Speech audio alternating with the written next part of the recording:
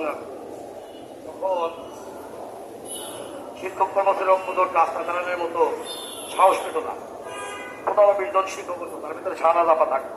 অসংখ্যবার পুলিশের সাথে আমরা একসাথে যুদ্ধ করেছি, আমাদের ব্যানার কেড়ে নিয়ে গেছে, কিন্তু আমরা রাস্তা থেকে যাইনি। আমাদের অনেক শিক্ষককে গ্রেফতার করেছে সংগঠন শিক্ষক সংগঠন।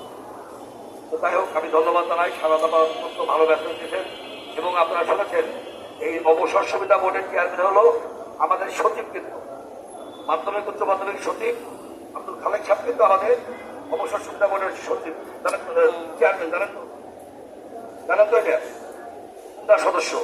এবং এখানে আঞ্চলিক পরিচালক আছে, ডিজি সাহেব আছে, চেয়ারম্যান সাহেব আছে। বোর্ডের বড় শক্তিশালী একটা কমিটি আছে, আপনি দেখেন নাই অবসর সুবিধা বোর্ডের কমিটি, কল্যাণ কাল, এরা কিন্তু অধিকাংশ সচিব। এবং অধ্যক্ষ সেলিম হাসান নিজেকে দিয়েছেন। ওখানে সচিব আছে, সে আমাদের সহযোগিতা বন্ধু লিটন নাম, অর্থাৎ লিটন। শাহনাজ আপাকে এই সুন্দর মেসেজ বা ওখানে সকলেই আমাদের যারা ছিল 5-7 জন বন্ধুরা ছিল ওই অবসর সুবিধা বোর্ডের সদস্য, যারা আমরা একসাথে রাজনীতি করি, তারা একসময় নন এমপিও ছিল, তারা এমপি হয়েছে, তারা আমাদের কষ্টটা বোঝে, তাই বলেছে। ধন্যবাদ শাহনাজ আপাকে।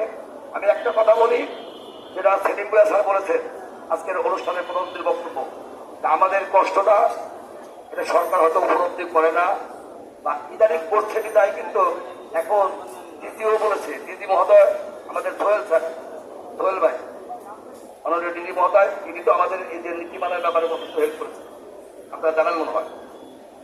ওইদিকে একটা মানে আন্তঃমন্ত্রণালয়, অর্থাৎ শিক্ষা মন্ত্রণালয় একা পারে না, কিন্তু অর্থ লাগে, অর্থ মন্ত্রণালয় লাগে, পরিকল্পনা মন্ত্রণালয়, প্রধানমন্ত্রী দপ্তর অনুরোধ।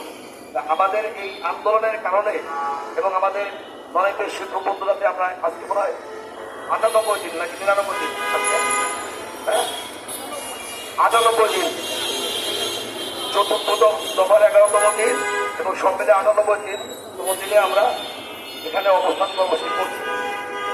তো যেটা শাহনাজ আপা বললো, আমাদের যে বর্তমান প্রধানমন্ত্রী তিনি কিন্তু নাগরিক সুবিধা সভা দিলেন, কোনো দলমত দেখবেন না, নাগরিক অধিকার সবার সমান দিলেন। এবং শিক্ষক, নন এমপিও শিক্ষক, এমপিওভুক্ত শিক্ষক এবং সরকারি শিক্ষক, এই বৈষম্য খুবভাবে দূর করে দেবেন ইনশাল্লাহ। আমাদের অলরেডি কাজ শুরু হয়েছে। আমার বিশ্বাস যে আগামীকাল আমাদের জন্য জেনারেলের জন্য বড় সুসংবাদ আসবে। আমি অসুস্থ, আমি অনুষ্ঠানে গিয়ে আমি আজকে আমাদের কথা বলতে পারছি না। আজকে সূচনা যারা গিয়েছে তারা কি করছে, তবে আগামীকালকে মিটিংয়ে যদি আমাদের একটা ভালো কারিগরি মাদ্রাসা নিয়ে আমাদের সঙ্গে বড় বার্তা, কারিগরি মাদ্রাসা যদি দর্শকতা হতো, তাহলে আমার মনে হয় তবে আমাদের অবস্থান আমাদের তাদের কাজটা শুরু করা, যে কাজটা স্টপ হয়ে গেছিল, তাই না, স্থগিত হয়ে গেছিল।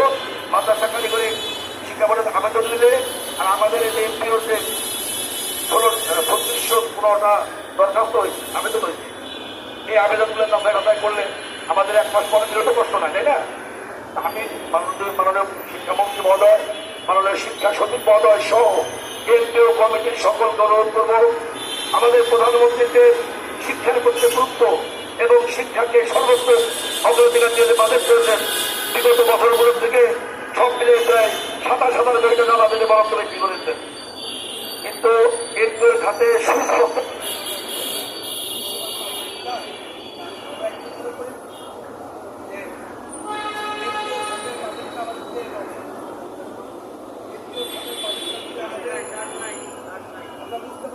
আইবো